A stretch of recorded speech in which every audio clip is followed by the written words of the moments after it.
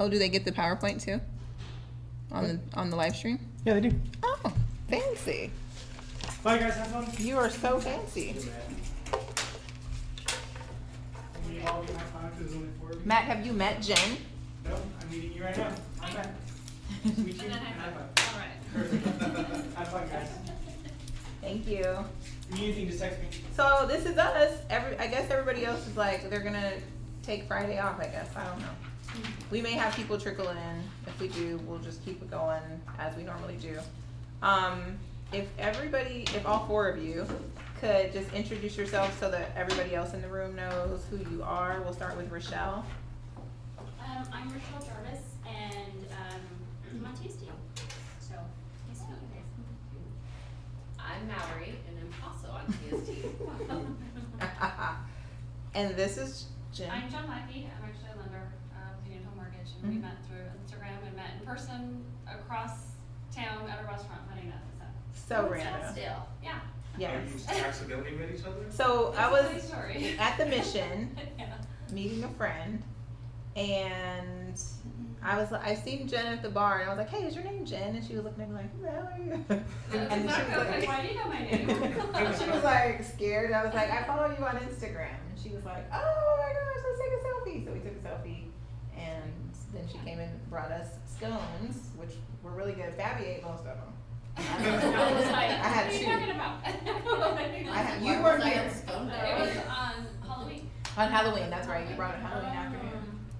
So yeah, so that's how we. Isn't that crazy? That's hella funny. That we met off of Yeah, that's Instagram. so random. And Jen speaks Spanish and English. Do you speak any other languages? No. Okay. So she speaks Spanish and English. So if you have any Spanish speaking referrals, or if anybody says, "Do you know a loan officer that speaks Spanish?" Get Jen's card and refer them to her. So she's officially like our go-to. She speaks Spanish every day. Every day. RJ. I am RJ, and Are you also on TST? I'm not actually. Okay. But Tia was the one that brought me here to Integrity First. I used to be at East Valley. And I like it a lot. I like to hear about that. He's getting married soon in March. And married in March. To beautiful Julia. Another funny story. Oh, that's actually, yeah, that's a funny story. How we met She's too. full of funny stories. Well, so Julia introduced us because let's see, how did I meet Julia? She worked for Guillen Homes back in the day. Oh, yes. And I had a client that was going to buy a Guillen Homes, but the salesperson was cuckoo, cuckoo. And anyway, we ended up buying, and then I went and met Julia, and I liked her, and she was like, "Oh my gosh, you should talk to my boyfriend. You should talk to my boyfriend." Anyway, we ended up meeting through that. But the funny part of that story is I met Julia way back in, I just figured that out this Oh, year. yeah, that's right. I met Julia way back in like 2002 because she did my makeup at the Mac counter. She That's made so the parties funny. for It's like so back in the day. Yeah. So anyway, everybody comes full circle at some Yeah. point. That's funny. I forgot about that one. Yeah, like I said, I was driving down the street one day and I was like, "Is that the same Julia?" And I texted RJ, I'm like, "Did Julia you saw her in Mac?" He was like, yeah. You have a fantastic memory. I do. I remember. I know. It's kind of a gift and a curse. So, but what I'm noticing is now that I'm getting older, I'm forgetting little things. I'm a little scared about that because I write things down, but I don't know. I memorize most stuff. Anyway, so we're gonna talk about time management in 411. So, 411. Does everybody know what that stands for? Anybody? Okay, so we're going to talk about that. We're going to talk about how you manage your time, utilizing the principles of control, setting goals with your 411, and maximizing your productivity. So, in order to maximize your productivity, you really have to have a plan, right? Did anybody go to the business planning clinic yesterday? No. You didn't go? Did you do your business plan? So we got to do that. Okay. And maximizing your productivity. So, prime time. What time of day are you most productive? What would you say is your most productive time of day? The night. The night? Really? Yeah. Why do you say that? I'm just so much more of a night person. Okay. What types of activities do you do better with at night? All of them. No, like seriously. I would rather clean my house in the middle of the night than during the day. I would rather like read Okay. in the evening. Like I would just rather do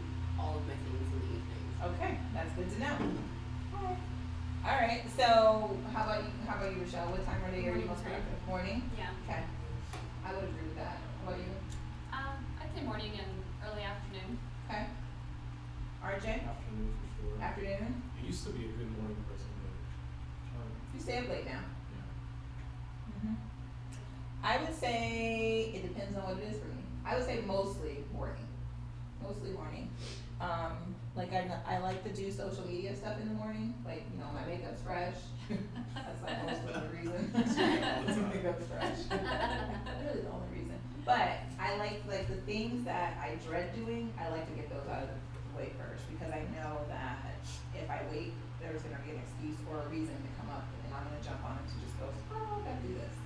So I like morning. That's why I wake up really early, because I get a lot of stuff done way before I even walk into the office. So I like that. 80-20 principle. So there's a pattern of predictable imbalance in life, and it's called the 80-20 principle. Are you guys familiar with this? Because some people refer to it in different things. So it says the 20% effort is what gives you 80% of the results. So for example, let's look at lead generation, for example. Lead generation is literally only 20% of your day, right? Or 20% of your activities, but it's what's gonna produce the most income for you, right? It's gonna produce way more income than updating your website or, I don't know, tying your shoe. It's going to be way more productive for you than anything else. So the 20%, they call it the Big Rocks. Have you guys ever seen the Big Rocks video? I'm gonna pull that up so you can look at it, but literally the 20% of the effort will help you make more money, will help you be more timely, and it'll help you accomplish all those things that you wanna do in life. It just happens that most people focus on the 80% of all the stuff, the administrative, the stuff that's easy, because you can knock those things out. So if you have a to-do list, you can do 45 things that's administrative, but most people wanna avoid the lead gen part. Because you're like, I don't wanna call, I don't wanna bug people, I don't wanna do this, I don't wanna do that.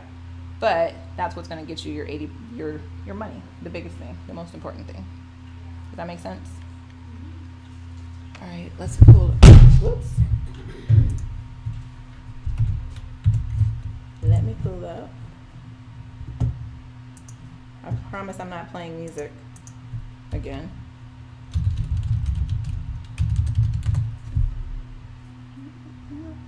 This is an old video, so bear with Your the name is? quality. Elizabeth, you have a work life? Family life as well? Children? Not yet. Not yet. What's the nature of your work assignment? I direct an international firm. An international firm? So you really are interfacing with all kinds of people in the firm and outside the firm. That's right. You want a rich personal life and a rich family life. Do you ever feel like you get bogged down in the thick of thin things? Yes. Well, that might be analogous to all these little, small things that tend to fill our life. And that just little by little, they just accumulate. Now, your job, you can't go above this, is to get all those large rocks in the jar. Good luck.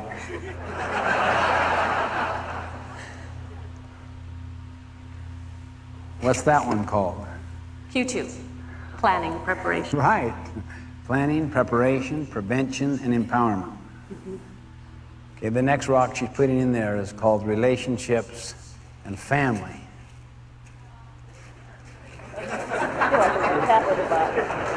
We didn't look at that third rock you put in there. That's employment, some key employment issue, and then you put major projects here. I can't get it above there. I haven't worked it yet. Oh yeah, that's right. Is that fair? Yeah, that's fair. That's called service, community, church.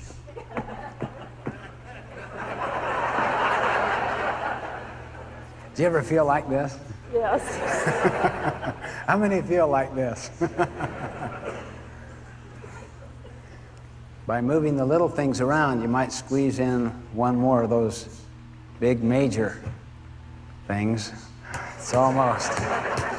Wow, that is good. You know, if it doesn't fit, force it. Here's something that's called urgent and important. It's a quadrant 1 thing that is blindsiding you, that it's your biggest client, that if you don't get back to that client now,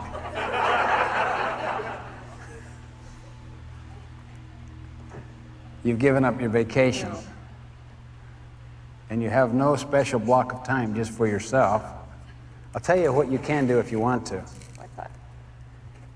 You can take a whole different approach. You have a totally fresh bowl. You can work out of a different paradigm altogether. Well, then I'd rather put these in the bottom and then pour the little pebbles on top. Employment, Big opportunity, big opportunity. important and urgent, block of time. Those young children keep looking at me. Glad my husband's not here. Now I dump these in there. Okay?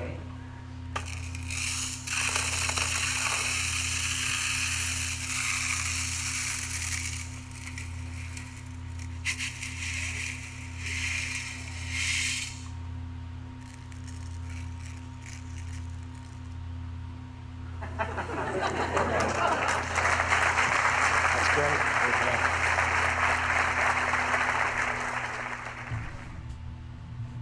What do you guys think of that? I've seen a version of that before. But what do you think about it, though? Makes sense. So, would you say This is an ad for a project management tool called Monday.com. This is what it looks like, and this is what it feels like. Woo. So would you say, could you relate to trying to put all the small things in first and just get them done, and then later on running out of space or energy or time to get the big things done? Yeah. Makes way more sense to do the big things first, and then everything else will work itself out. Like family, you can't neglect family. I mean, you can, but what does that look like? Right? Like hungry kids, dirty house. Like what does that look like, you know? So would you have gone about it differently than she did in the video? Would you have said, when he said now you have a whole empty bucket, would you have put other things in there before she put the large rocks in? She tried to do it the first time. It didn't work. Okay. Can you relate to trying to do that? Yeah. So how often would you say to do that? Huh? Too long. Daily. Weekly. We all do it. All of us do, and then we run out of time. So we all have to practice what's called principles of control. So why don't more people live by the 80-20 rule? It's because it's counterintuitive. Like everybody wants to just do this stuff that they can check off fast, especially if you're a list person. You feel good that there's a check mark next to it, Mallory. I just guessed on that because I know she likes to get stuff checked. Why should you care about 80-20? Well, the principle applies, it really does apply to all aspects. So just think about, let's say like the gym. This is like one of the things I struggle with. Like, you know that if you go in the morning, you get that big thing accomplished, there's nothing else before work, before your phone starts ringing, before any of those things, nothing's gonna get in that way. Nothing's gonna get in the way of you being able to accomplish it. But if you say, oh, I'll just do it at night, 5,000 things come up, and you're too tired to even give it to yourself. Now you're taking away from you, and you're not contributing back to having a healthy body, eating healthy, doing all those things because you decided to put everything else first. Right? So you have to look at it in all aspects of your life and what's important to you, and figure out how best to time manage it and time block it. So that's what we're gonna go over today.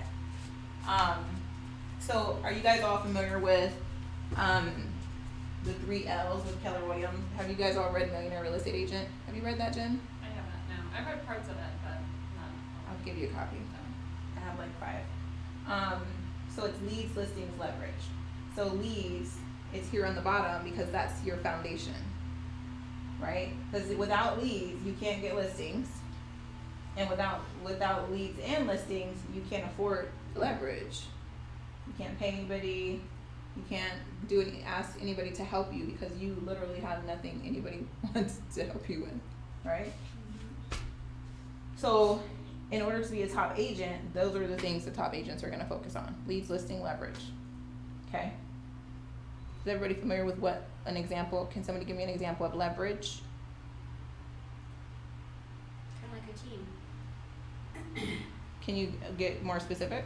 Yeah, so leads build your business, listings acquires you more business, and we're able to leverage each other so we can spread ourselves out a little bit more while delivering the same type of customer service. Okay. So I can do this, you can do that, and Mallory can do this. So we're able to gain more business by leveraging how many people.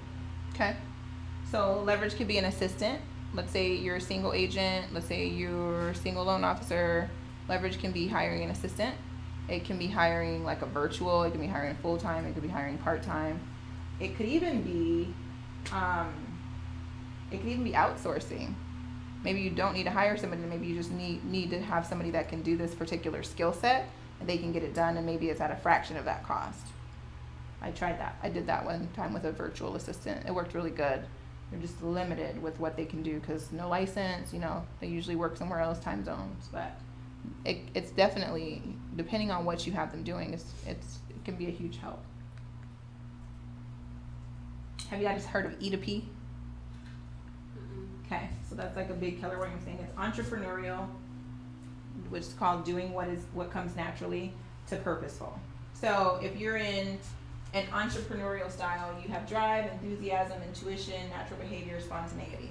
That's like basic, right? If you want to go into business for yourself, likely, not always, but likely you have these behaviors. Okay? But eventually, if you stay in this place, you're gonna burn out. So you have to have an upward trajectory and become purposeful, doing what comes unnaturally, right? So you have these big goals, you have these things you want to accomplish. You're gonna have to get out of your comfort zone and do what comes unnaturally. So focus, that's a huge one for a lot of people because so many different distractions come, especially when you're in this place, because you're forward thinking, you're forward focused. That's where your eye is.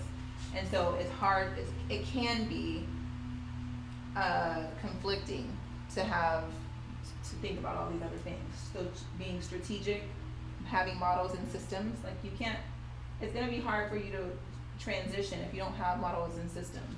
And if you don't have accountability. Like, can you be coachable? Are you coachable? Meaning, are you willing to change? Are you willing to take feedback? Are you self-reflective to be able to look at what can I do better? Right? So that's E2P.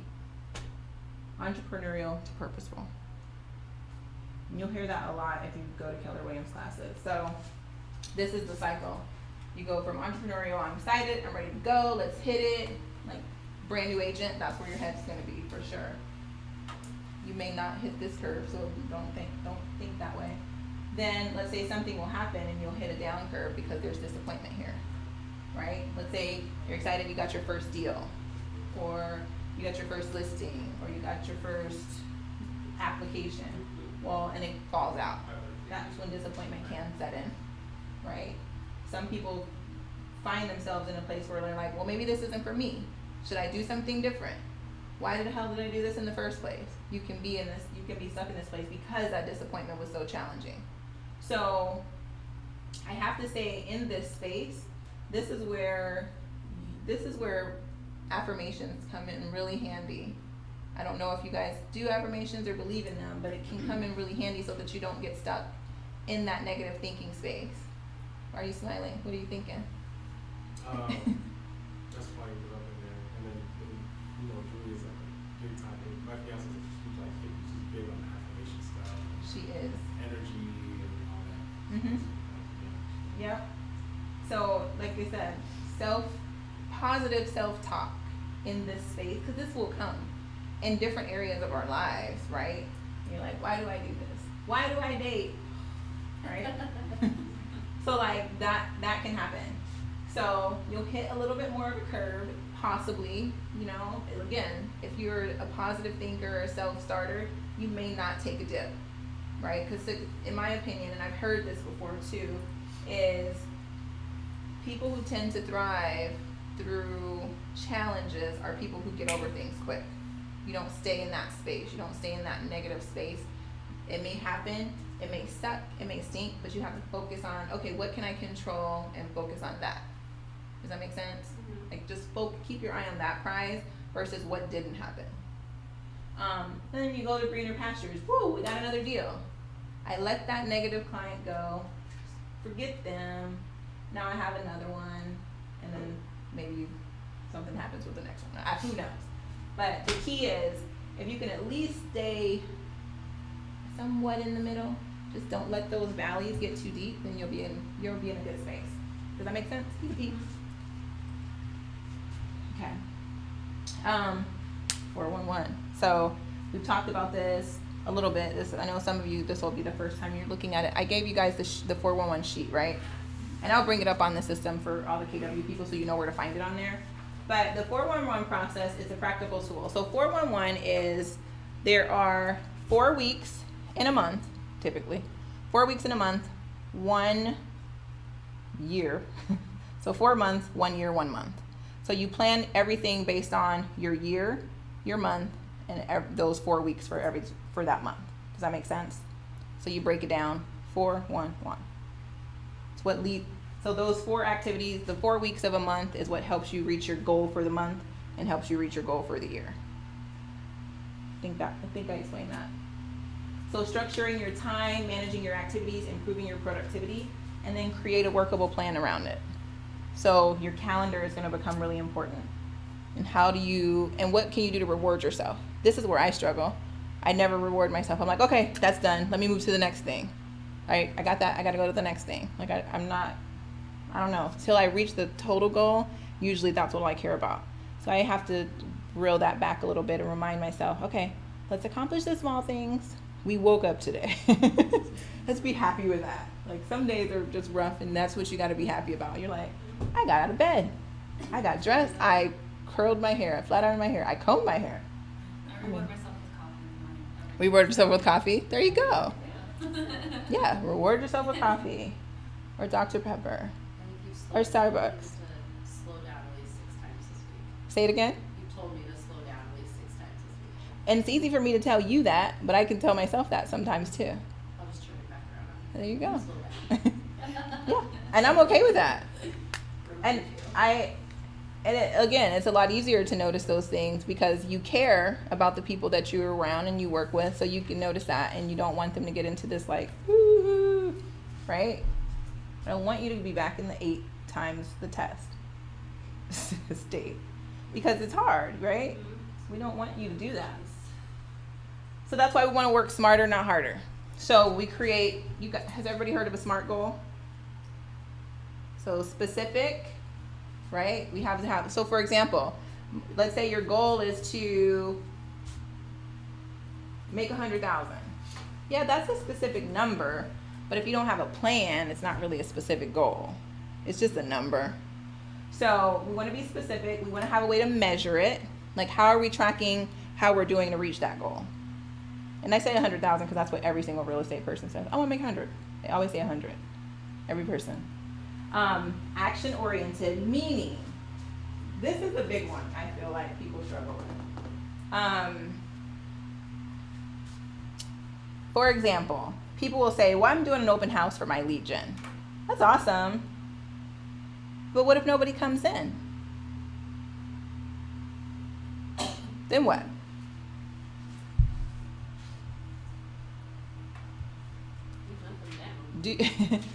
That is true. So what can you do leading up to that open house that is action oriented? Door knocking, yep. What else? Calling, yep. Anything else? Advertising for it, social media. There you go. The love, everything else. Yep. See, all those things that's you taking action. It's not like, oh, I woke up today and I threw 4 signs in the neighborhood and I'm hoping somebody walks in. I mean, sometimes people will walk in, but if you get one person and they don't want to do anything, then you've just wasted 4 hours. Whereas if you're knocking on their door and you're going to them, or you're calling them and you're going to them, guess what? You may get a deal before you open that open house. But it all came from your activities from the open house, right? So don't ever put an open house on your calendar without having action-oriented items surrounding it.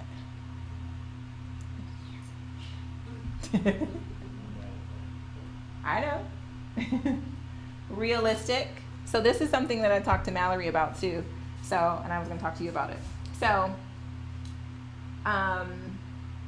we set these big goals, right? And yeah, a lot of times they're reachable, they're attainable. But we also need to be realistic in how we look at them. So for example, can you close 50 deals in a month, in a year? Yes, you can close 50 deals in a year. It happens every single day. But let's say your thermometer, your income thermometer is 75,000, right? And now it's your first year in real estate and you make 100. Would you be mad at yourself if you only made 100? If you're used to making 75, that's still a 25%, it's still a huge increase, 25,000 more than you made that prior year. So is that a bad thing? No, right? No. So, and sorry, I'm using you as the example, but we just talked about it yesterday briefly. So like, do we need to adjust that so that you can truly appreciate accomplishments and success? Meaning that's not her number, but like if you said 75,000, now I've made 100, shit. Oh my gosh, I can do all 4 of those vacations I wanted to do because I made $25,000 more than what I ever made in any year that I've worked for an organization. It's not a bad thing.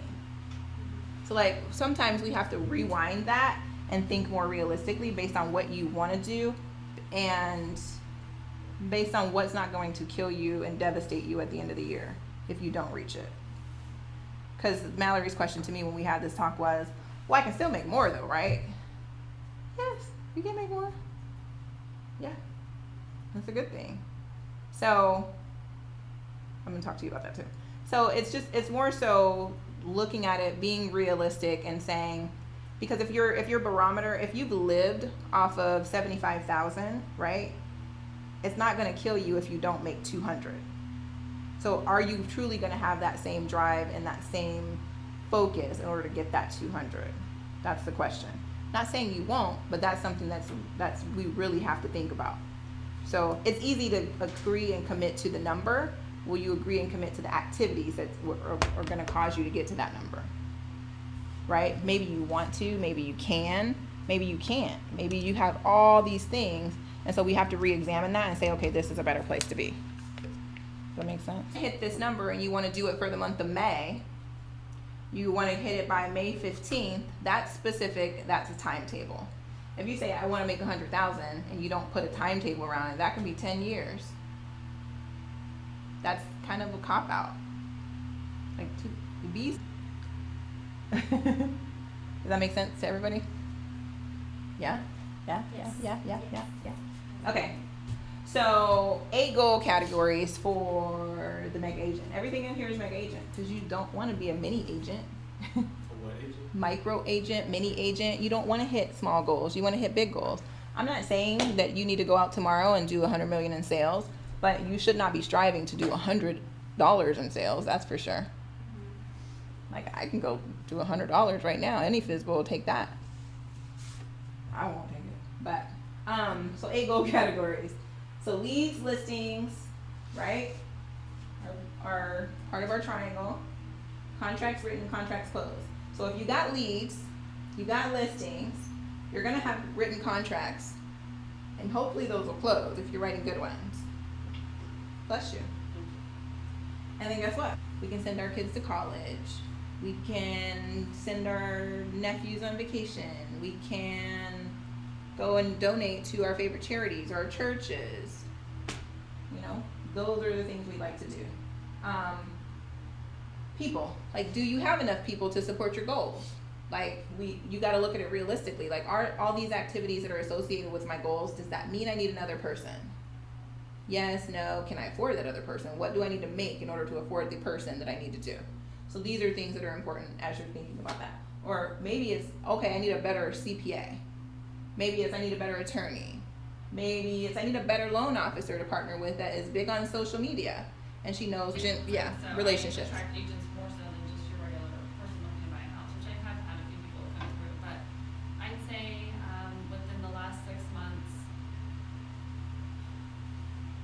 actual appointments with agents, I've probably had about 15. Okay. So I think that's pretty fair. And I say that coming from the person that is not afraid to make phone calls to agents, and I constantly, you guys are busy, and the last thing you want, because everyone's calling you, all the loan agents are calling you, no one wants to talk to you. And then you can just kind of, keep up with them. So, because, hey, maybe your loan officer can't do everything that you may need. Or, hey, you have occasional Spanish speakers and your loan officer doesn't speak Spanish. I get let me come in and help with those. Or, whatever it might be. So, I'm not looking to take over, but just really fill in some gaps here and there. But Yep. I feel that it's been pretty good because everyone that I've met with, I've kept in contact with, and as they have stuff, not being their number one loan officer, they do send stuff my way, so it's definitely. Would you say, I don't know. I feel that nowadays, most agents are just bigger on Instagram. okay, and are you, I'm turning this into social media hour, but would you say that your target audience is millennials? Or would you say that's who you're attracting? I only ask that question because I see some of your stuff and I laugh out loud with her stuff. Like, it's so funny to me, and I can relate to it. I get it. Like, I can see when she's putting like a hip hop reference. I can see when she's making like a movie reference. Like, I can. But I feel that maybe people my mom's age, Mm-hmm. I'll be on Instagram, checking out loan officers and stuff like Yeah. that. They're gonna know somebody or have a family member that does it. So Yeah. I feel that yes, maybe more so millennials or maybe 40s and under would Okay. be in that group where Okay. I mean everyone's social media now. I know. And it's not necessarily that I love doing it. It sucks so much of your day. It Yeah. just sucks so much of your time, and you have to. How often do I say that? You have to stay relevant. You have to stay in front of people. So. Do I not say that all the time? Oh my God. Like I used to love it. That used to be like my own secret, not secret, but like it was my own little pleasure time. Like okay, let's see what's going on. Yeah. And then once you get into this business and like oh crap, I gotta get back on social media. How am I gonna do this? Yeah. And it just kind of takes over. So what's your Instagram name? The underscore lackey underscore team. So follow her. She's really funny. You'll get good ideas from her. I try. So systems and tools, right? So let's go back. So we got people, systems and tools. So systems can be, okay, what's my strategy? What's my follow-up strategy for buyers? What's my listing process for when I get a listing? What's my process when I have a lead? How am I going to follow up with these people? How am I going to follow up with people that know me, my database, my sphere? Social media, to me, that's the easiest way to follow up with people that know you. They're going to constantly see you. They're going to constantly, you don't have to call them. They're going to call you and be like, oh my gosh, I seen that. Like, okay, whatever. Like, but you create a conversation that way, right? And then education. So this is the one that I feel like people don't even plan for. Like, they don't have education in their calendar. I feel like at least 2 hours of education a week for something new should be on your calendar. What's up, Tony? Thanks for joining us. This is Tony Preston, guys, the infamous. Education. People do not put this in their calendar. You don't have to be sitting in a classroom. You can be doing a webinar. You can be practicing your listing presentation, your buyer consultation. All those things are important to help you get better so that when you get in front of a client, that you are the best you can be, right? So those should definitely be added to your calendar. Or reading, right? That's education. Read something. To me, this is the key. So accountability. You can do a 411 all day long and do it every single week. That just doing it is accountability. Right? So hopefully you'll have those conversations with yourself.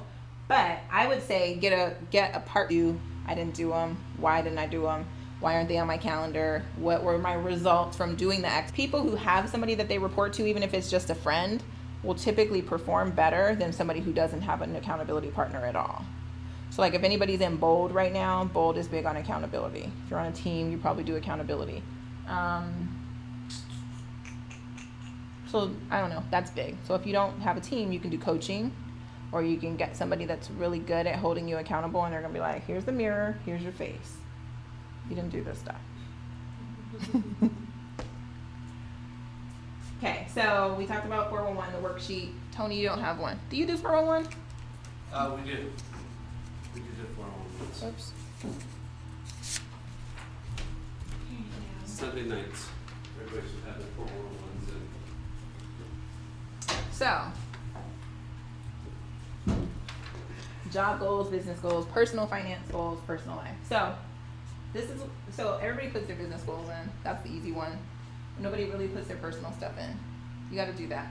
So like, for example, one of mine for next year is to go to Dubai. So I want to go to Dubai. And so it's like, okay, that's awesome that you're going to go to Dubai, but how much money do you need? What month do you want to go? What do you need to do before you go? Like, all those things are important too. So that needs to get outlined so that you actually go. Like, I had it on my calendar this year. I had it on my 411 this year to go to Africa. And I'm going, and I cannot wait. It's like taking forever to get here, but I'm excited about it. And I never travel during the holidays. I'm always like anti-travel, holiday travel. So pray for me, because When do you go? December 26th. Yeah. That is gonna be busy travel. Yeah, I know. I gotta get one of those TSA. What do you call it? The quick pass, and then you can do you can do one with customs too. There's a pre-check and then something else with customs. I don't remember the name of it. I actually need to do that like right away. So, but you need to put in your business goals, your personal finance goals, and personal life goals. So like if you want to save up $20,000 and you know you've done this, it's like, okay, why didn't you save up your 20? You didn't even put 1,000 in there. What's up with that? That's your accountability to yourself, to your family. The best way to have accountability, to be honest with you, is not even with work. It's your kids. Like if you have children and you tell them, okay, if mommy sells 4 houses, we can go to Disneyland. And you put that board on a thing, your kids are gonna ask you every day, did you sell a house? Did you sell a house? Did you sell a house? Did you sell a house? Did you sell a house? Did you sell a house? Did you sell a house? Did you sell a house? You'll get tired of hearing that, so you will sell a house. You'll sell 6 houses because you just want to punch them in the face by the time you hit the sale. Not literally, YouTube. So yeah, so you guys all have the 411 worksheet. So literally this is it. So record your personal and annual big rock. So your big rocks is, what's that?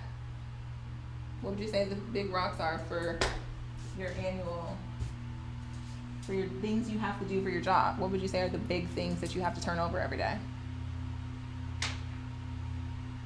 Lead generation. That's the biggest one for work. Yep. What would you say would be a big one for personal? Family time. Family time? Personal time. Self-reflection or just better eating. Self-care, yep. If you have It- kids, that's impossible. You could do it before they wake up. That's what time. That's my sleep time. That's my me time. Sounds like excuses, Tony. Who is your accountability partner? I'm your accountability. That's my excuse. And just so you know, I just copied this, or copied this sheet, so that's why it says year of 2012. I just took a screenshot. Monthly looks the exact same way. Remember, one thing to remember, this is not supposed to be a personal to-do list. This is literally tackling your biggest things, and then you look at what's necessary to be done, and then you add those things to your calendar, right? You time block for it so that you can do it. So what activities must I do this month in order to hit these goals, right? So rather, let's say you say it's 4 hours of lead gen for the week, which should be like 10, 12. But let's say it's 4 hours of lead gen for the week, and it's Thursday and you've only done 2 hours. Well, shit, the week's not over. That doesn't mean give up. You still have Friday and Saturday. Like, you need to lead gen. Like, this needs to be looked at every single day when you wake up, or before you start work at some point, and before you go to bed. So you know what your objectives are, what your goals are, so that you're holding yourself accountable every single day too. But like I said, if you have children, I don't. But if I told my nephews, hey, I'm gonna take you on vacation if I can do these 6 sales, they would probably go find me 6 sales. Those kids are crazy.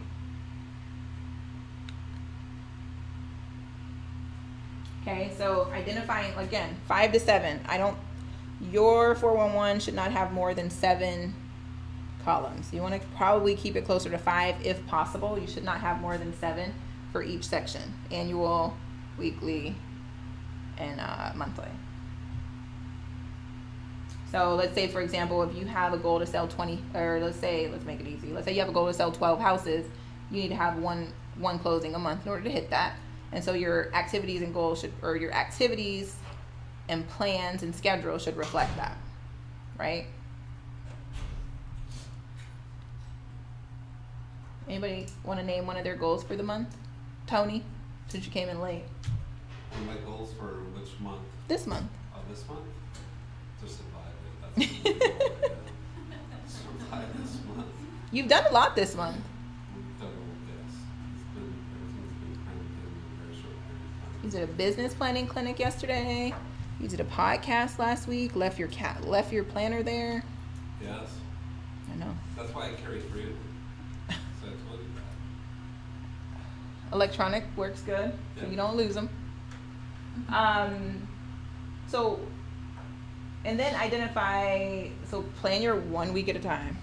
Except if you have certain things that get done. Like if you have certain things that get done on the 15th, 20th, 21st, like put those in, of course, especially if they're personal items.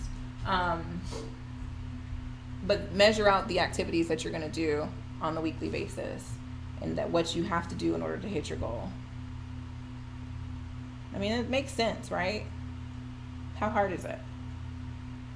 It's just reverse engineering your business. Huh? It's reverse engineering your business. You start with the big, Yep. make it smaller, Mm-hmm. make it smaller.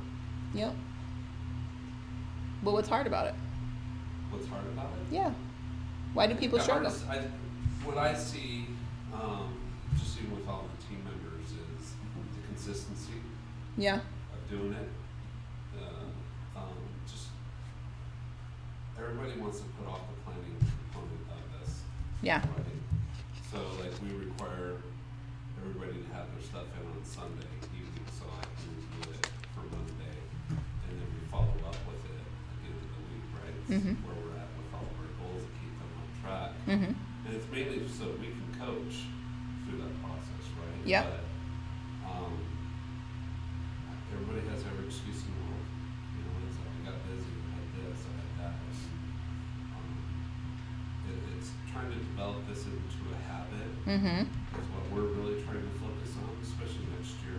Mm-hmm. Is more integrating this into, this is your day-to-day business, this is your job, right? That we need to concentrate on these things here, because if we start concentrating on the numbers, we should be exceeding them. Yep. Ultimately is what the end of the day, because if you go about this business on accident, you're gonna have inconsistency in income. You're gonna have very consistency with your excuses. You know, and that's where we have problems with team members, and it starts corroding the team chemistry too as well, or the culture within the team, because then they're feeling like I'm failing them for not them doing their jobs. Mhm. So this is the accountability. That way we can go back to it and say, hey, you're not hitting your goals. It has nothing to do with what we're doing from our team perspective. But Yep. it's what you're doing as an individual. Yep. You're feeling that. So. And there's only so much time that you can actually say, oh, I didn't do it, or oh, I did do it, or your results will show up. Like if you're doing all these activities, you'll see the results of your work. But if you're not doing them and you're not getting deals, you're gonna know that too. It's like, okay, something's not connecting. You need better scripts. What are you saying? Maybe we need to record the calls. But if you're doing the activities and you're being effective at them, then your numbers will show up. You hit exactly right, though, too. If you're not recording what you're doing, Mm-hmm.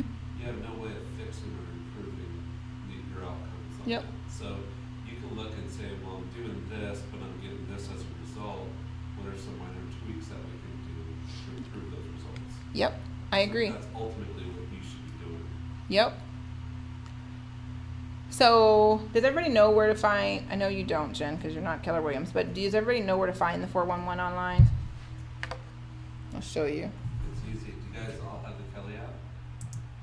Ooh, is it on Kelly? So if you pull up the Kelly app and you say, Kelly, give me the 411.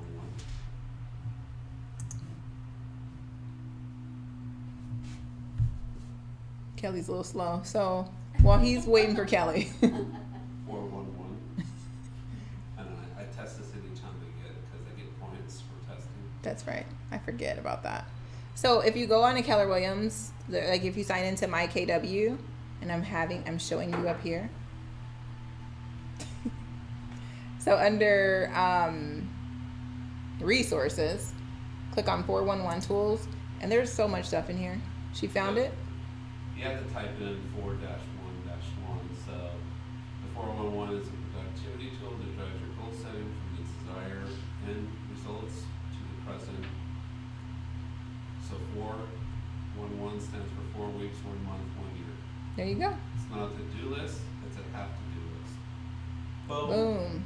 All the Hit things that. I said. It pulls up your KW Connect account, and then ultimately it will pull up your Sweet. 411. So you go, it pulls it up, pulls up 411, and then here's your week, here's your yearly, here's your monthly, here's your weekly. You just plug in your numbers, and then every week when you look at it, then you'll plug in where you're at. Like, did you hit the number? You can also, let me go back. That's the online tool that you That's the online tool. If you want to do it on paper, you can also do it on paper, and you just download it here. You click that button I just clicked, because you can do a separate one for business and personal, or you can have them combined. I always just do the combined. It's easier for me. Some people would probably prefer them separate. So you can do that. The other way to do it as well, if you do the electronic version, if you use the electronic version and you still like paper, all you got to do is hit print and it'll print it out for you. So instead of saying, like, if you have issues or you want to keep a copy next to your workstation, you just print it out there. And that's that. Easy to find? Yeah? Plus there's some FAQs in there too. Under the KW Connect. Yes, there are. Answer questions on there. I'm almost positive that there's some videos out there as well. So you want to be purposeful, be thoughtful, be diligent, and be consistent. Whoops.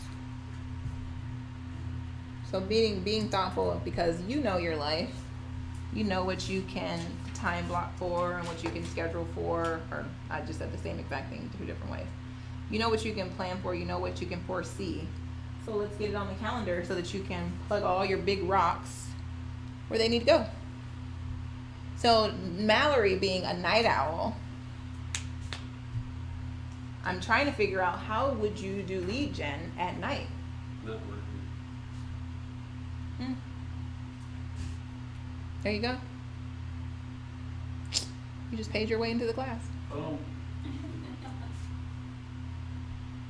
So that's an idea. Social media. Yeah. Most of my posts go out at night. Posts are good, but that's very passive lead gen. Well, I mean, like sharing like our open houses and Mhm. all that stuff out there. But we're thinking lead gen to connect, talking to people. Because in order to consider it a contact for purposes of real estate, for your goals, you have to have a two-way dialogue with a person. Whether it's whether you're texting them, whether you're emailing back and forth with them, or you're in Messenger, or you're in a feed. Similar to that post you showed me the other day when your friend said, all the people that are renting, tell me why you're renting. Yeah. That's an example. So that would be dialogue. So she got 126 comments on that. Those dialogues would be each individual person that would be counted as one contact. So that's an option. But it's just know that it's a back and forth dialogue. You've asked them for business and they've responded to you in regards to business. It's not like, hey, I'm Tia, click. That's not a contact. It's not like, hey, yeah, this is Tony. Hey, Tony, how are you doing? Click. That's not a contact. That's a hangup. Okay, so think about interruptions. This is a big one for me. Like, I don't do well with interruptions. How can you apply time blocking concept to your incoming calls? Do you have to answer every single call when it comes in? No. Like, if you're blocking for it, no, you don't. They can leave a voicemail. We can call them back. If you're with a client, are you going to answer your phone? Unless it's an emergency, that's the only time you might do that. You've got family. But even then, you know what's happening, so you know if you can answer or not. So no, you don't have to answer every single incoming call. How about drop-in visitors? How do you handle those people? Just ignore them. That's what Tia does to me. Lock the door. This is real life, right? Close it and lock it. Not everybody is going to understand, but that's their problem. You have a goal to hit. Like, at the end of the day, if you don't hit your goal because you let people keep interrupting you, who's that going to hurt? You, your family, your charitable organizations maybe that you donate to. I mean, it affects more than just somebody just wanting to come by and just waste your time because they're not managing their 411. They're not managing to their goal. If they're just literally flying by the seat of their pants, so they want to come waste your time. Sorry, we can't do that. So, and then erase and replace. Hi, Amanda. How are you? Good. How are you doing? Just wanted to introduce you guys to Tammy. Hi, Tammy. Tammy, this is the crew. Some of us anyway. Yep. This is Tia. Hi. Nice to meet you, Tammy. 411 class. 411. Yep. Yep. So yeah. So just we're talking about time blocking. Oh, and how it's slightly important. Very important. Slightly How do you important. get people to, how do you handle people that disrupt your? Yes. That actually is the section we were on too. You shut your Just door. walked in. Let me just tell you, you shut your door, you pull your blind, Yep. and put a really nice note on the door.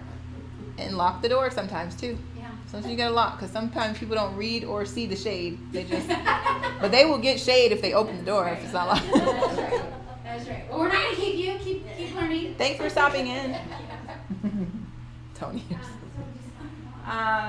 Okay, so erase and replace. This is a big one. So let's say you kind of take an hour to deal with an emergency. Okay, you still have these other things that you had commitments to, right? So what do you do with that? You gotta replace it. Blocking a different hour on your calendar. This is big and bold. You have to do that because if you don't, you're not gonna get your results. Either that, or you're just gonna have to be Superman and come get 45 other whatever you would have gotten for that hour. You need to figure out where you're gonna get that from. Or are you gonna add 10 minutes to each day of the week or 20 minutes, whatever, however that adds up, right? You gotta figure out how to get that hour back. The biggest way to do it, the easiest way to do it is just get the hour back immediately because otherwise you're gonna struggle all week. You're gonna be like, I still gotta do that. That's how I am. I'm always like, I gotta do that hour. And then I'm like up at 2 a.m, even though I went to bed at 9. I'm up at 2 a.m, like, okay, I gotta get that hour. I gotta do these things because it stays on my brain. And saying no. So in the month of September, my favorite word was no. People were like, Tia, can you? Nope. Tia, can you? Nope, can't do it. Why not? Because everything is no for September. Just word of caution, you may not want to ask me anything for September because it's no. That was the best month for me. Like, I took back my time. Like, I had to say no. And sometimes you just have to say no. Be polite, right? The first time. And no is a complete sentence. Some people always want you to tell them why. And this, you do it how you want to. People want to know the why. You don't owe anybody a why. No. They will ask you. And usually I'll say, because I don't want to. That's usually true, too. It's usually, like, if I say it, that's probably true. If it's a reason why I don't want to, you witnessed that, I'm assuming, recently. Is that why you're laughing? It's just, it is. No. I just don't want to. Right? I just don't want to hang out with you. I just don't. Suggest alternatives. You know what? Have you tried Tony? He likes teaching that. I've done that. I've done it. So yeah, no is okay. No is good to me. I like it. Right? Once you get comfortable saying it, you can't stop. Because once you say, every time not every time, but you have to ask yourself, okay, how does this serve me and will I feel good doing it? Right? And if the answer is no, that means you're hurting you to say yes to somebody else. And that's not good. It's like self-inflicting wounds. Like, you want to be bleeding all over the office? You want to be bleeding all at home? And keep saying yeah to everybody, but just say no. Say no, Tony. Try to. You don't do the job. As a parent, it's very easy to say no. That's no problem. No. No. All right, so can we delegate? Can we find ways to delegate? Choose the right person. Provide clear instructions and training. Let me give you a little simple, easy example. Samantha was like, Tia, do you want me to do the flyers for the open house? Nope. Send it to our title. They will do the things and they will deliver them. That's one less thing we have to worry about. They offer the service. We should use it. Have them put the open house package together for us. Boom. It's going to get delivered here. We'll be ready for our open houses. Like, you can do these things because this is more important for our team. And we'll still do all these things. Why are you laughing, Tony? Provide clear instructions and training. So like if something is, and when it's not coming to you, make sure you communicate that too, right? We all need to be clear. Everybody. Realize there could be a learning curve for the person, right? Assign a deadline. If you don't put a deadline, then what does that mean? It's not a SMART goal. There's no deadline. Explain the projects, why and what. We forget this sometimes, right? Because I can get into a place of assumption, like, oh, she's smart, she gets it. He's smart, he gets it, right? But that's not always the case. We got to remind of the why. This is why we started this 6 months ago. This is what we've gotten from it. Allow the person to own that project. Sometimes people feel like, this is my baby, I want to just nurture it and hold it and care for it and cuddle it. Okay, you can have that. Some people just love that. Establish follow-up and communication, be available, avoid reverse delegation. When they give it back to you and you still have to do the work. I've been there, right? You're like, okay, this is your deal, this is part of your job, this is what you're doing. Like, oh, I gave this back to you because I didn't like to do it. Well, that doesn't work, honey. So avoid that.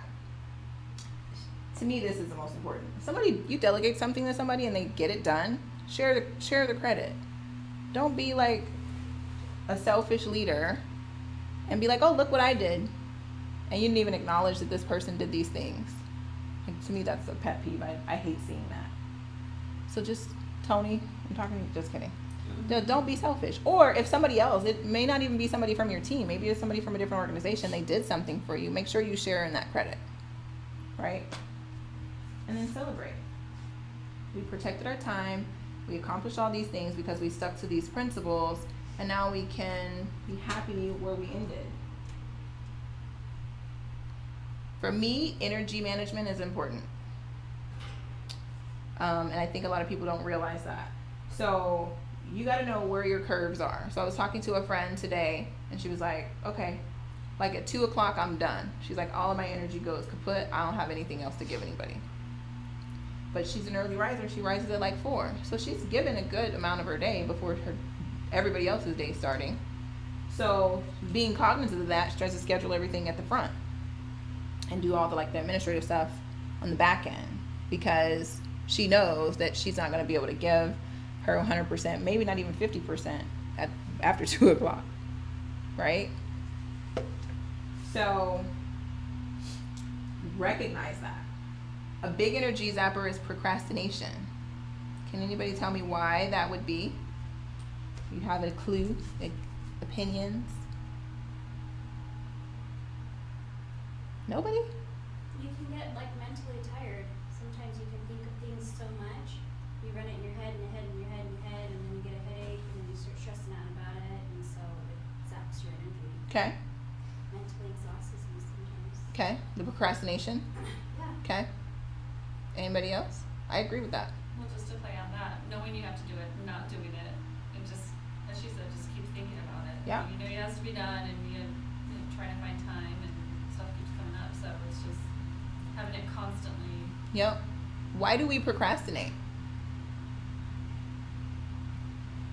RJ, haven't heard from you in a while. Fear, anxiety, Okay. Fear of failure? failure, or Okay. rejection. Okay. That's true. Should I say my famous quote, Mallory? So, we talked about this on the podcast yesterday that nobody has seen because our live went down. Which I do have the link, by the way. So, sometimes Facebook Live just doesn't work right. It kicked us off twice, by the way. But anyway. So, I have a friend that started real estate school 2 years ago. Finished all of her classes. She failed the test twice.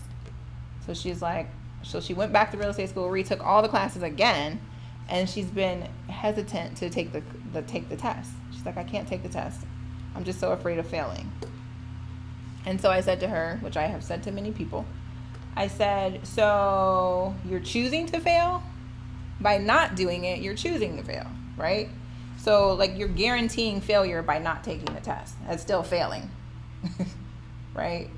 If you take the test, you have an option to accomplish your goal, or you can learn from failure again.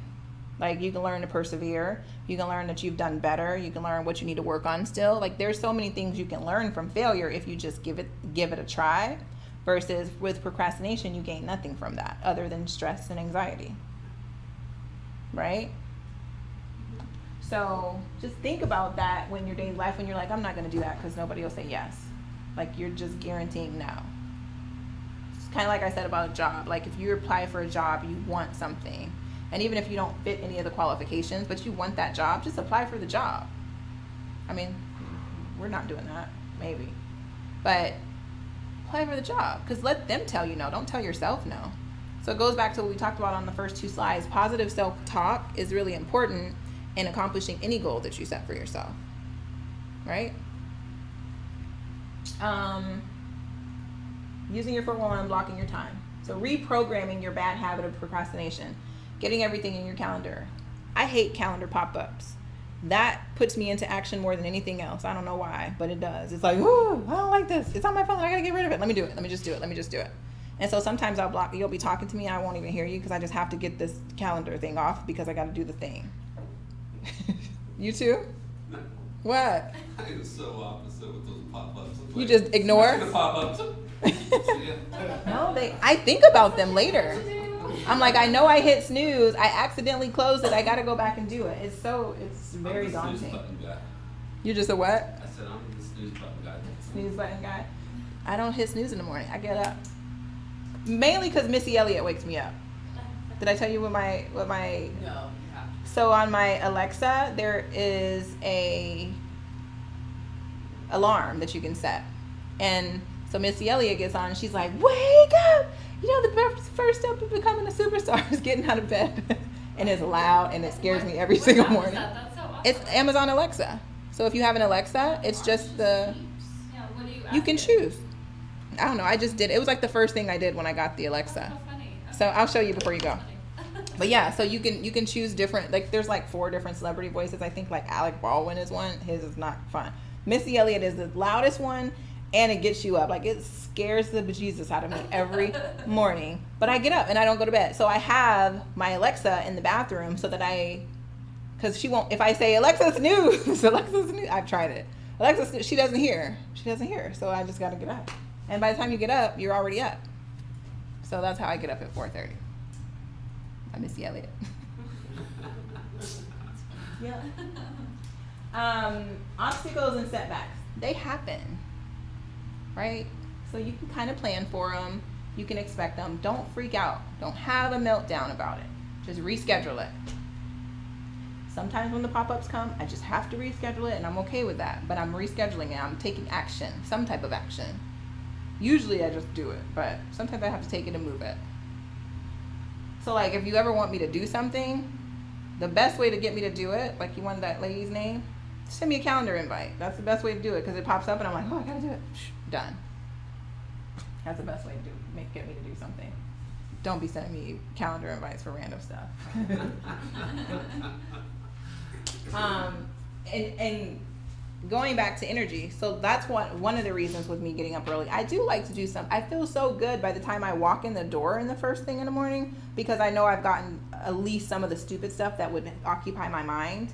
I've gotten those things out of the way, so I can do big rocks.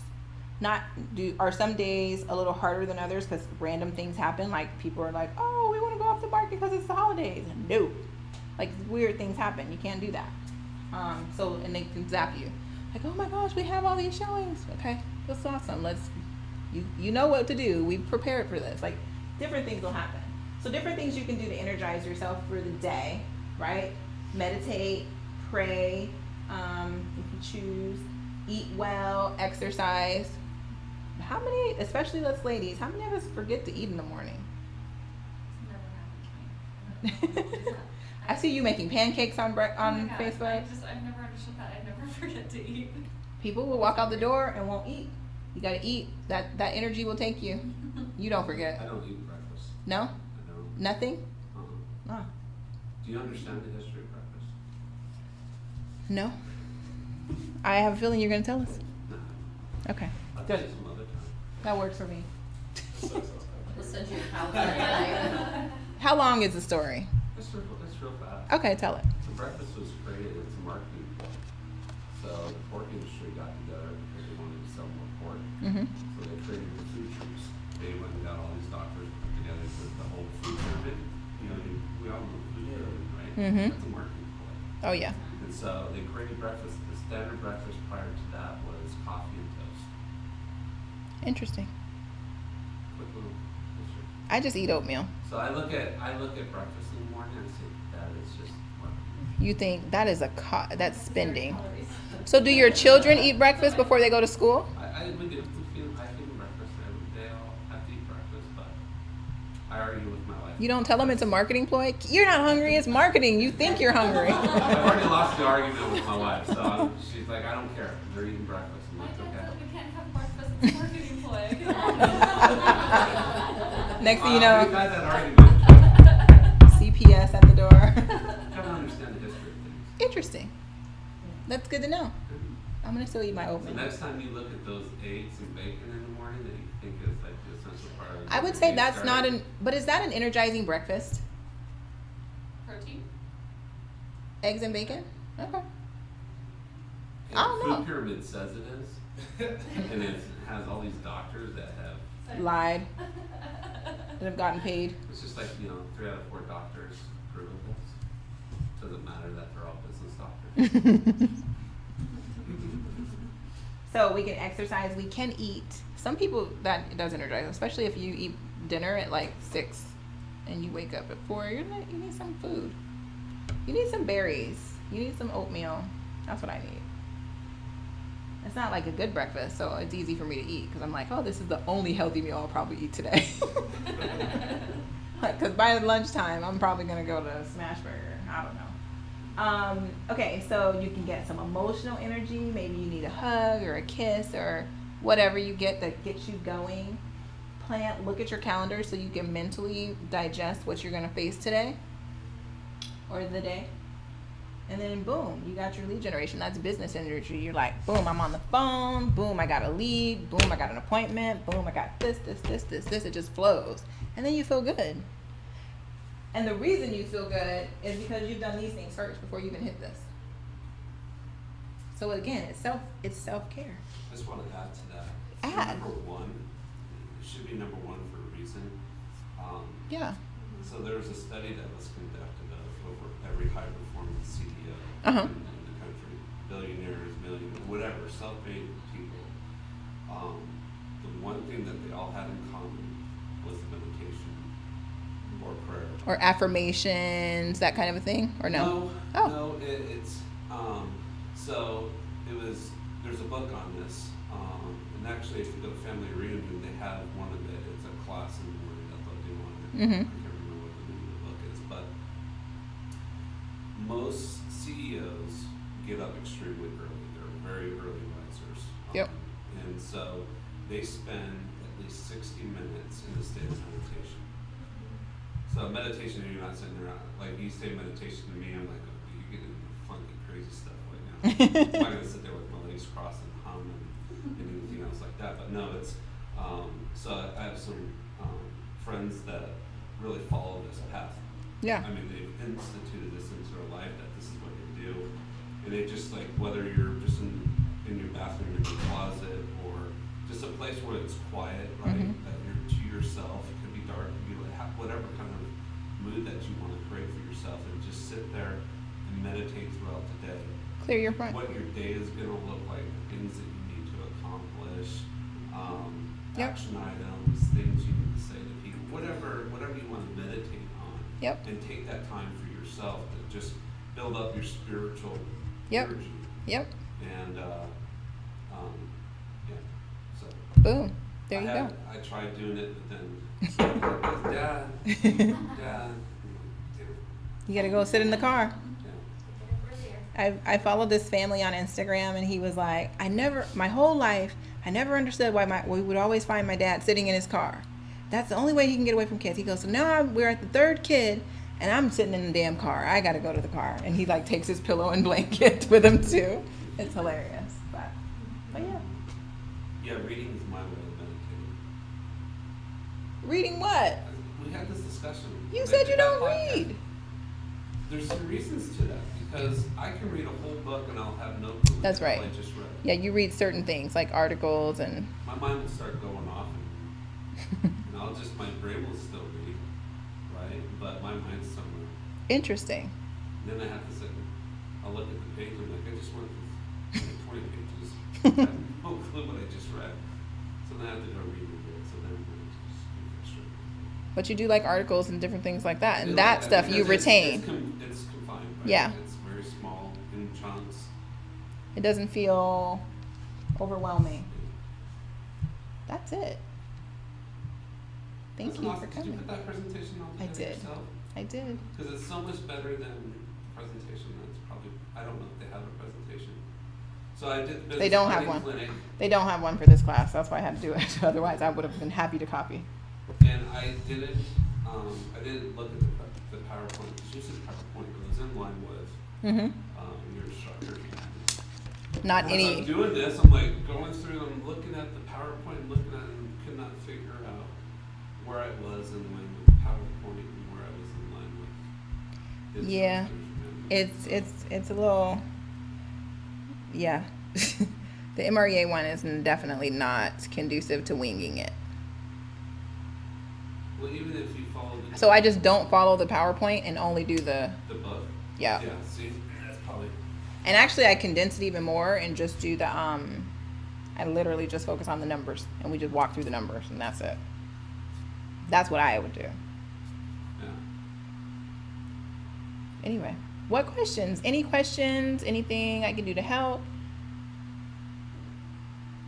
I'll just add one thing, mainly because this kind of got brought up in our class yesterday, which we have we didn't finish. You it, have a so we have follow-up. continuance. We only got through half of it. Okay. But one of the things that I don't think a lot of people weren't taking advantage of was the CGI tool that's provided. And that's kind of helps track your goals, is what that does. And that's all provided for you. That I'd highly recommend. If you're going to do the 411, plug it into the CGI too as well. And it'll track the more mundane Yep. things that you need to do. The Yep. more mundane tasks that need to be accomplished to help you reach your goals within the 411. Yep. It does. It literally just looks just like the MREA business plan and just breaks it down just like that. So it's kind of like CTE that we use. It's just an electronic version. CTE is, I like the CTE better. The only thing I don't like about it is the little spread shell sheet. That's. I would agree with you on that. But how you distribute that out to your team to have a shared document. You know, way I can see what, like, I know a couple other people that use the CTE. They have it in their Office 365. Yep. In the in that space, so they all access and make changes to their. Because I guess We you just can have give one person permissions. making our changes. So you just our have one person admin. doing your inputs, and that's what Gary's team does. Yeah. Gary Smith. Yeah. Yep. Yeah. It's just interesting. What the cool thing is, the new tools that are coming out, the new Connect and With the new Command, mhm. it's all gonna be integrated into a single platform. That's nice. That's really nice. That you can operate. Even off on of. Teams? Even on Teams, Nice. yeah. Do So you- everything will be all integrated with each other. They need to hurry up. March 1st. Good.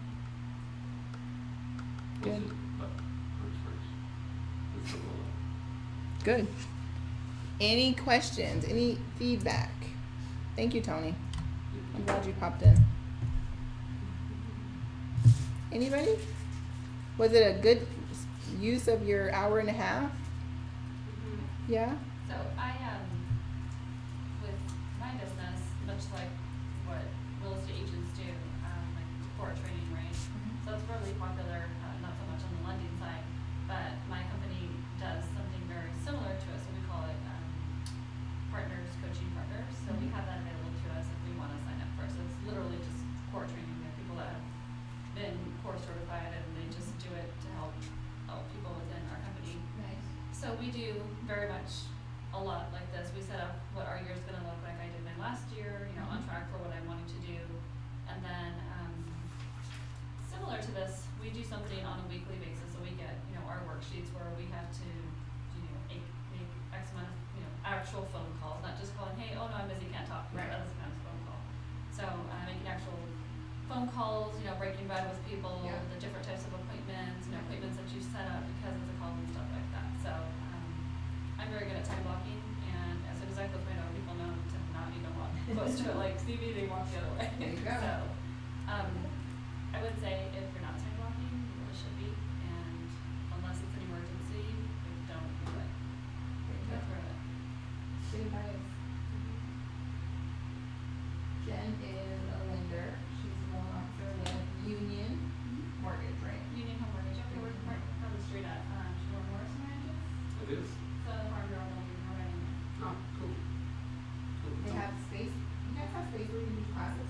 Yeah, huge, so we have access to the classroom there at Farm Bureau, so I hosted a class actually a week ago for a home smart agent, and they, easily, comfortably sit 40 people, we can add probably another 10 to 20 people in there. Oh, cool. So if you guys ever have like a gigantic class and don't have room for it, let me know, have to obviously schedule ahead of time just to make sure that the room's not being used, but we have a lot of good space there to host classes or whatever. That's cool. You missed it, but I met Jen from Instagram, so that's how we know each other. All right.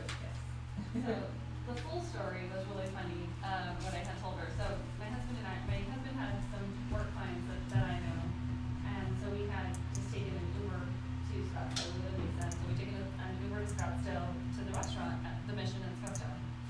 That's my And favorite place, by the way. When we were driving there, I was on Instagram like reading something funny, and this agent that I follow posted, imagine Instagram goes away and you're no longer an Instagram model or Instagram influencer and nobody knows you. And I just thought that was really funny. So I just laughed at that. I showed my husband, that was funny. We get there, we're having drinks, and then she comes, she's like, oh, are these things to you? I was like, oh no, those are the shit.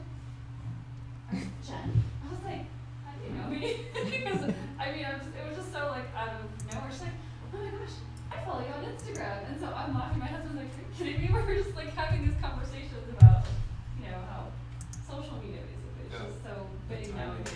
It just, it's so funny. I see people randomly, I'm like, where is that person? Like, oh yeah, I think I follow them. It's just one of those funny things. It's like local celebrity. That's just how we met. That's how you become. No, I'm just saying, when you just see somebody and somebody randomly walks up to you and you don't know them. So I was like, That's funny. and then I didn't even hesitate. I'm like, hey girl. Yeah. Well, then it's just I was like, big deal around here. I was telling you. Yeah, that's what it was probably. He was probably like, I guess all that camera time you spend is actually worth it. Yeah, that's pretty funny. She has a good social media. I know I keep saying that, but it was like, I'd been following her probably for 3 months maybe, and I was like, oh, I like her page, and I was gonna steal something that she posted, but I never did. I don't know what happened. It was something, I don't even remember what it was, but I thought it was laugh out loud funny, and I think I commented and you said, yeah, you can take it, but I just never did. I should find her on IG. Explore page. Yeah. I always go through and see, like, I'll go to people that I think I'll mesh well with and want to follow pictures of people and then I'm like, no. Yeah. That's, Yeah. but, This is Instagram. Instagram. It's not a big, I'm a big proponent of it, I just don't, not a big user of it. Yeah.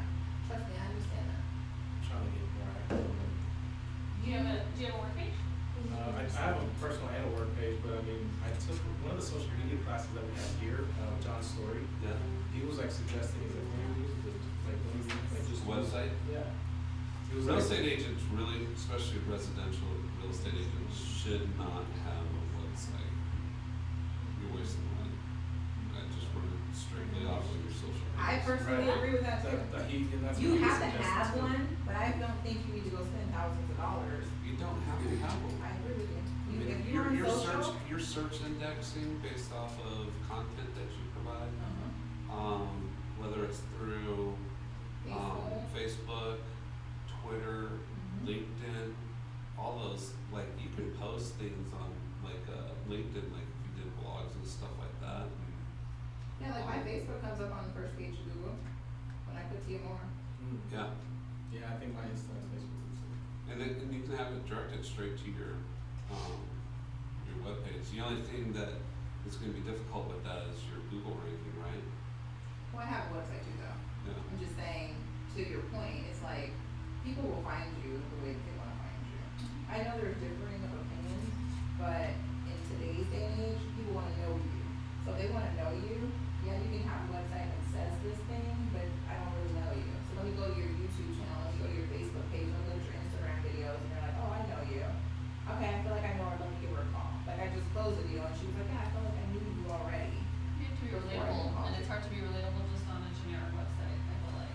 Yeah. Well, I think people miss the boat, especially real estate agents, because what most people lead with their websites, right, is gonna be, property search, And if there's no lead capture, then it doesn't make a difference for them to go there anyway. yeah, but you can look at, okay, so how you have to understand how people work and how marketing works, right? And so everything, talk about the lead capture, but what we know to be true is most people conduct their home searches on Zillow. Yep, they do. So what you're saying is me, a little real estate agent person, is I'm gonna compete against Zillow in Yep. that space. Waste of time. Waste of time. You're better off with content as your strategy. So like you're doing a lot more videos and all those kinds of things.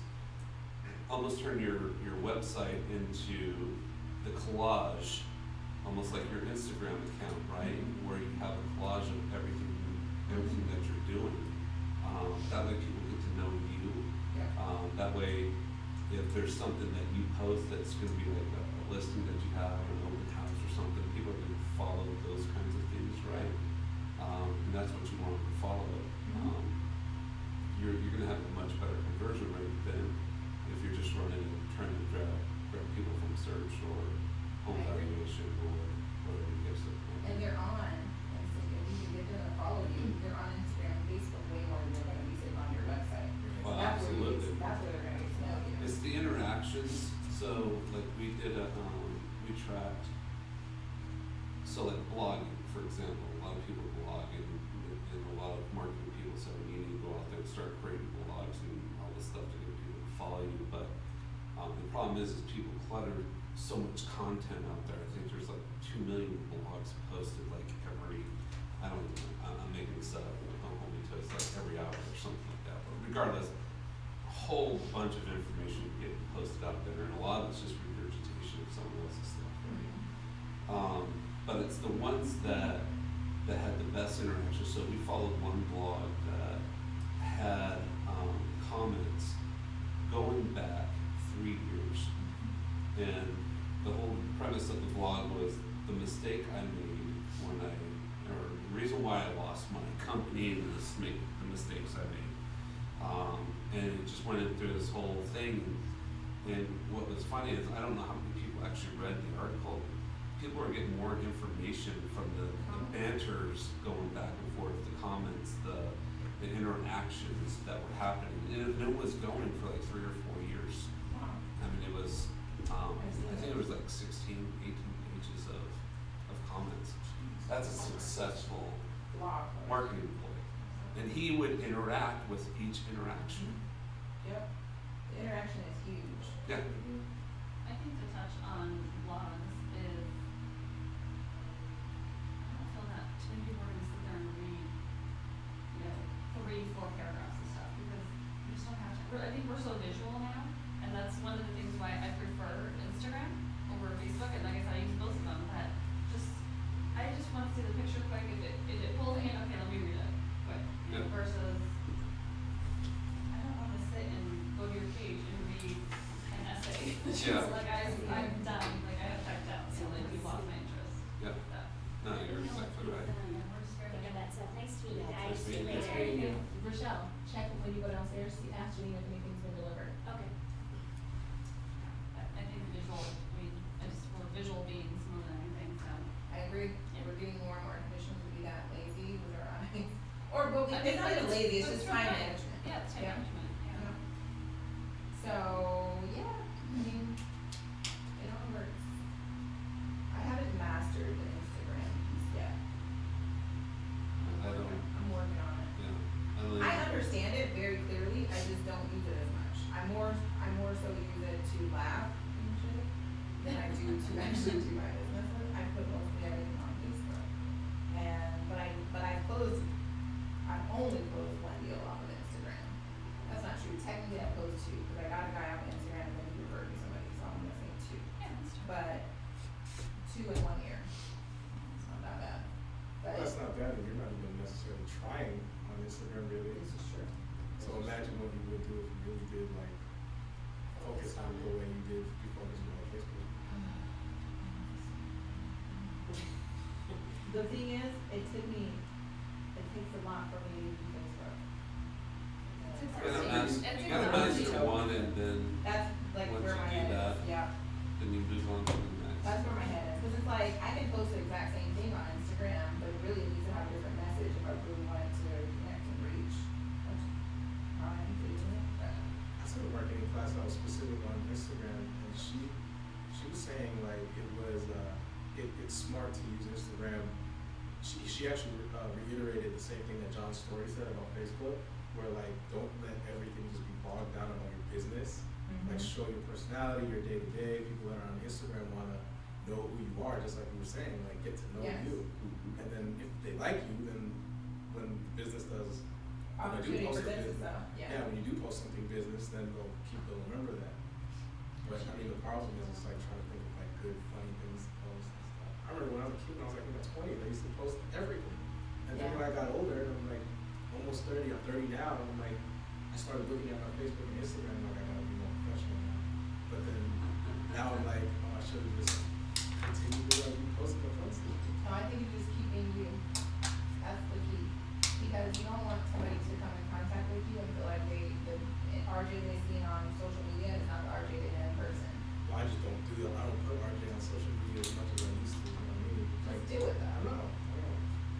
Somebody just said, so, I'm fine with that. somebody called me, I know. I'm a lurker. I just. Somebody called me and said, yeah, you're creepy. Yeah, that's the one. I'm Somebody, creeping on it, but- somebody I I'm was the talking creeper to too. on the phone yesterday, he was like, hey, I love all your social posts. I didn't even know he looked at them, because I don't ever see interactions. He's like, I love all your social posts. He said, you just don't even give a shit, you just tell people, look, this is what it is, and that's that, and I'm moving on. And I was like, okay, I guess so.